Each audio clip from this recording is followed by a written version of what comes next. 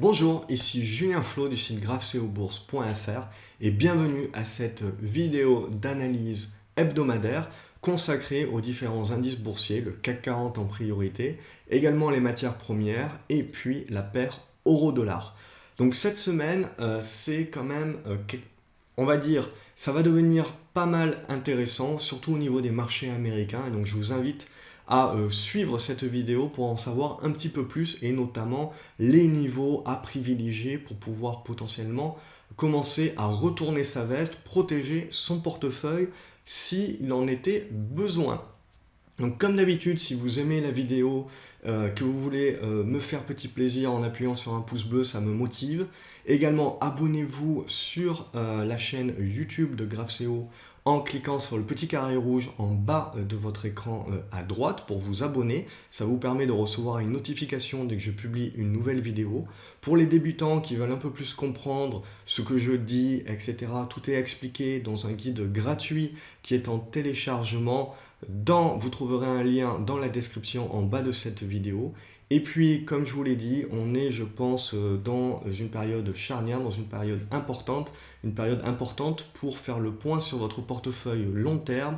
Et c'est pourquoi je vous invite à en savoir un petit peu plus sur mon plan d'épargne intelligent, qui est vraiment ma stratégie que je mets en place pour mon portefeuille long terme, personnellement, et que je vous invite au travers d'une formation à suivre également. Et donc jusqu'à mardi, donc ce week-end et jusqu'à mardi, vous avez moins 20% avec le code Julien sur cette formation. Donc n'hésitez pas, en plus, on va le voir dans cette vidéo, c'est le moment de voir ce que vous avez à faire sur votre portefeuille puisqu'il va y avoir pas mal d'arbitrage à effectuer.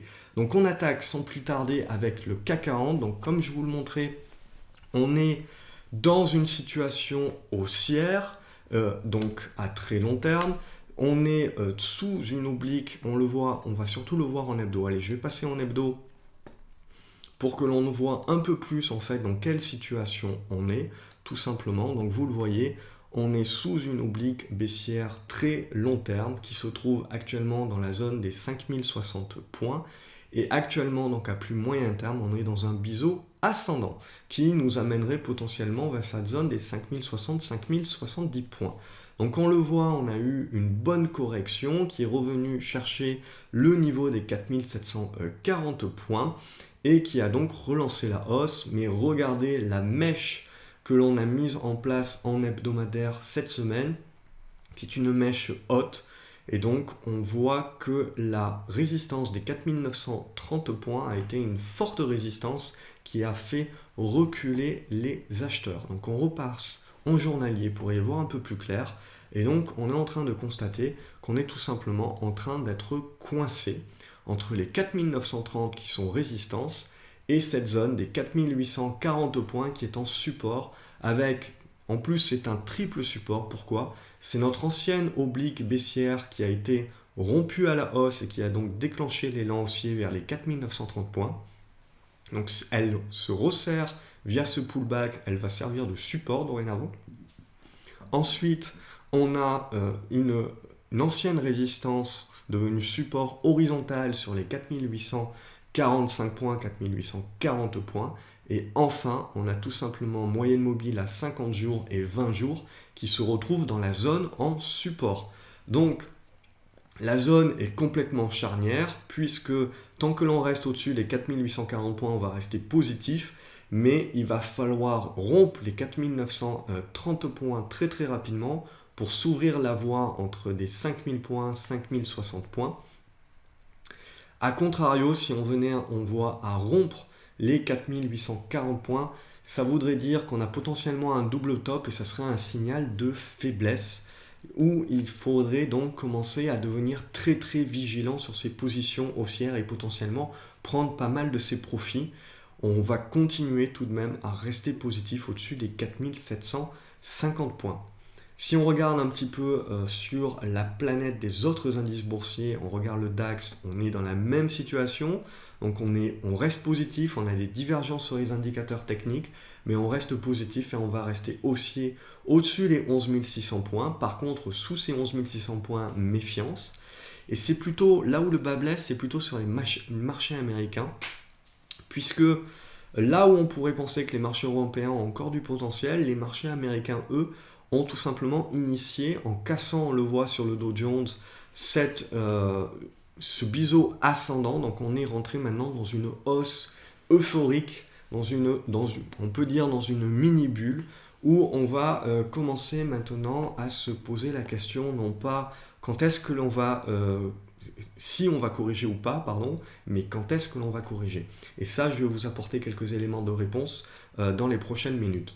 Donc là, l'élan, il est haussier, il n'y a aucune problématique, donc on va rester acheteur au-dessus des 20 270 points. Ce n'est que sous ces 20 270 points qu'on redeviendrait correcteur dans une correction donc sur le Dow Jones. Pour le moment, on reste donc haussier, mais on voit bien qu'à un moment donné, il va falloir corriger un petit peu cet excès haussier. On le voit encore plus sur le Nasdaq. Donc on le voit depuis la rupture de cette oblique haussière ici ascendante sur laquelle on avait effectué un pullback. On le voit, c'est un non-stop haussier. Donc là, pareil, pour le moment, on le voit sur le RSI, on est vraiment en surchauffe. Donc on ne sait pas quand est-ce que ça va réellement s'arrêter, mais il va falloir faire une pause. On a également la même chose sur le S&P 500. Donc S&P 500 également, tant que l'on reste au-dessus des 2320 points, on reste haussier. Ce n'est que sous ces 2320 points que l'on repartirait dans une correction. Donc on reste haussier. Au niveau du SMI 20, donc nos amis suisses, ils sont également en hausse, on reste positif au-dessus des 8350 points. On est en train d'attaquer, on le voit, cette résistance des 8500 points pour pouvoir potentiellement refermer ce gap des 8550 points. Au niveau de l'indice portugais également, pareil, ce qui nous intéresse, on reste positif au-dessus des 9900 points, mais ce qui va nous intéresser, c'est un test et une cassure haussière des 10 300 points. C'est vraiment cette cassure des 10 300 points qui déclenchera le signal d'achat sur le marché portugais. Au niveau du Nikkei également, on reste en embuscade sous les 19 600 points. On continue à sauver les supports pour le moment. On va rester positif au-dessus des 19 000 points, mais là également, méfiance. Et sur le marché espagnol également, on continue à tester le niveau des résistances des 9600 points. On va rester acheteur et haussier au-dessus des 9390 points. Mais là également, tout comme le CAC 40, si on venait à passer en dessous, ça serait un gros signal de faiblesse. Signal de faiblesse que l'on a déjà sur le marché italien. Donc méfiance, on le voit, tant que l'on est maintenant sous les 19 300 points, on est dans la mise en place d'une correction. Certes, on a eu un rebond technique cette semaine, mais ce rebond technique, il va falloir maintenant, il est assez faible, donc surtout tant qu'il reste sous les 19 370 points, donc méfiance sur l'indice italien. Ce qui nous amène donc maintenant sur l'ETF, qui est le BX4. Donc qu'est-ce que le tracker BX4? C'est tout simplement un tracker qui va donc répliquer la baisse du CAC 40 avec un effet multiplicateur, un effet de levier, on appelle ça, de 2. C'est-à-dire que si le CAC 40 gagne 1%, votre BX4 va perdre 2%. Si le CAC 40 perd 1%, le BX4 va gagner 2%. Donc vous l'avez compris, c'est un produit tracker qui va vous permettre de soit protéger votre portefeuille, soit de jouer la baisse et de gagner à la baisse sur la baisse des marchés et notamment du CAC 40. Mais là, je ne vous le montre pas pour vous dire tout simplement jouer la baisse sur l'indice CAC 40, je vous le montre comme un indicateur supplémentaire et c'est quelque chose également que je vous explique de manière beaucoup plus détaillée dans la formation Avenir Plan d'épargne intelligent. Et c'est un indicateur qui va vous permettre de savoir non pas quand est-ce qu'il faut que vous commenciez à vendre à découvert et à jouer la vente, car c'est pas pour tout le monde, mais surtout c'est un indicateur pour vous permettre de savoir quand est-ce qu'il va vous falloir réduire la voilure, commencer à prendre vos profits.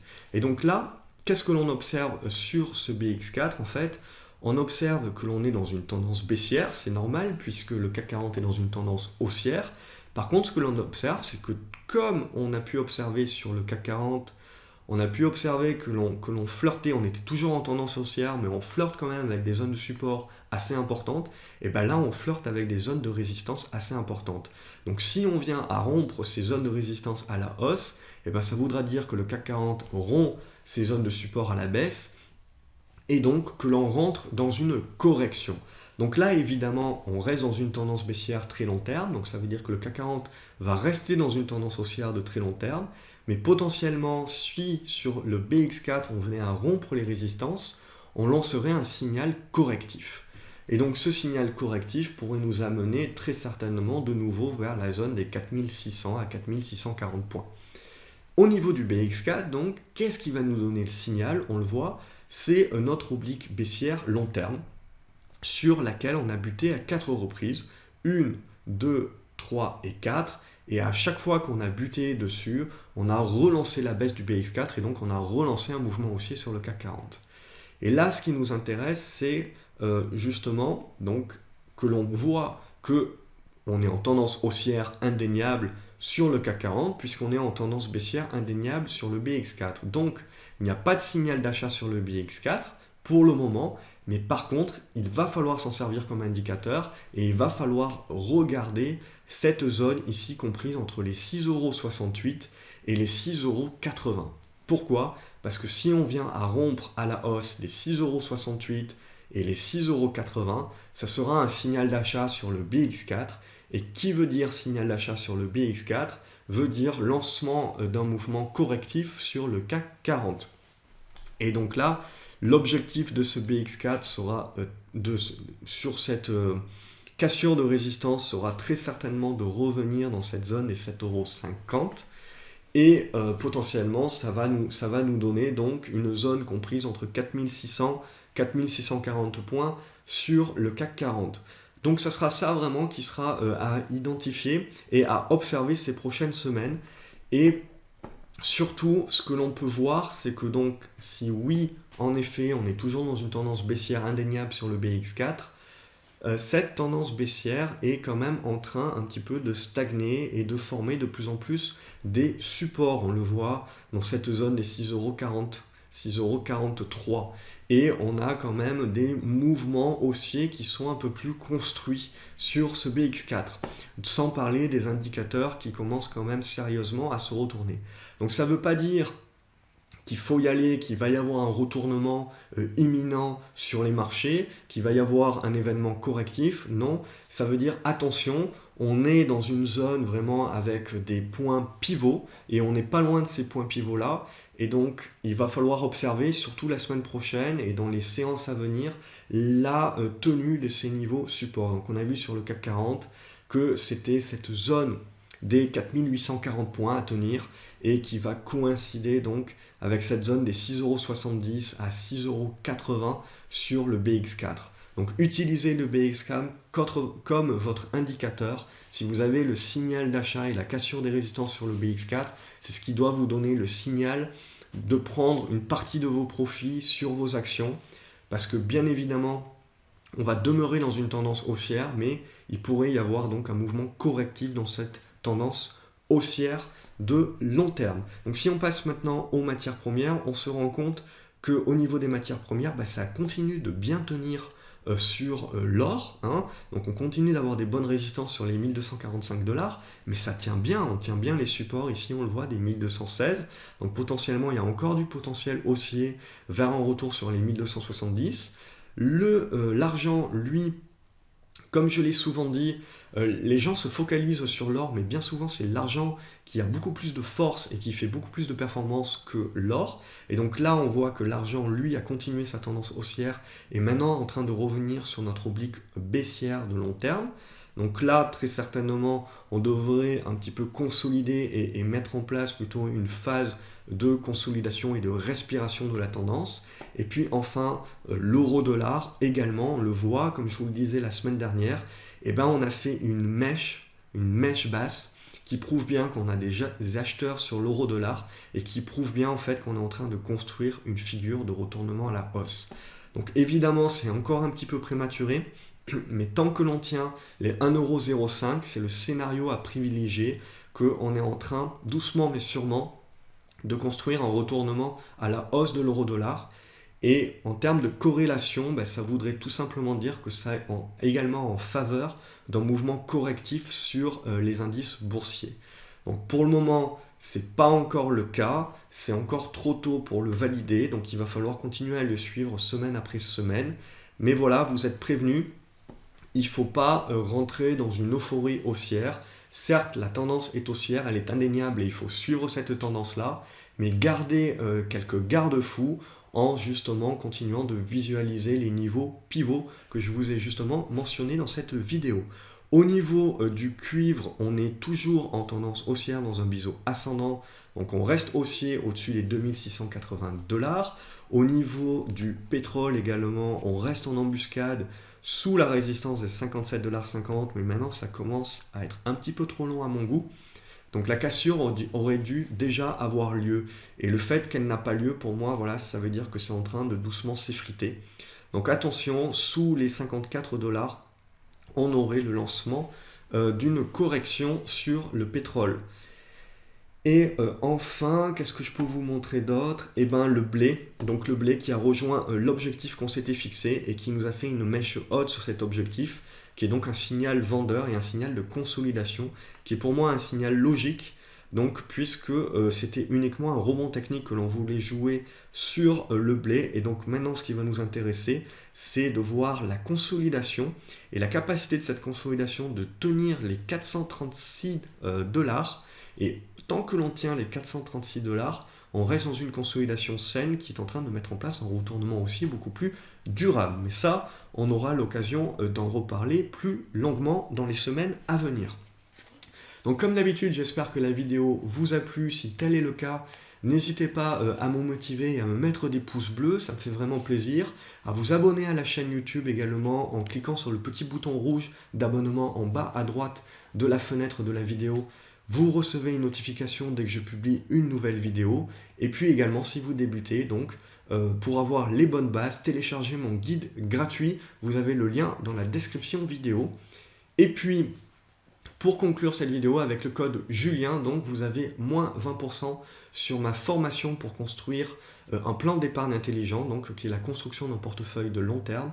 Et je vous offre justement moins 20% donc jusqu'à mardi prochain en ce moment parce que je pense que c'est le moment d'arbitrer votre portefeuille long terme et c'est le moment, si vous n'en avez pas, de comprendre comment le construire d'une manière simple en réduisant vos frais et donc du coup en utilisant les intérêts composés pour pouvoir avoir une performance beaucoup plus forte à long terme et souvent meilleure que celle des fonds de gestion, ne serait-ce que grâce à la réduction des frais. Et je vous montre tout ça dans la formation.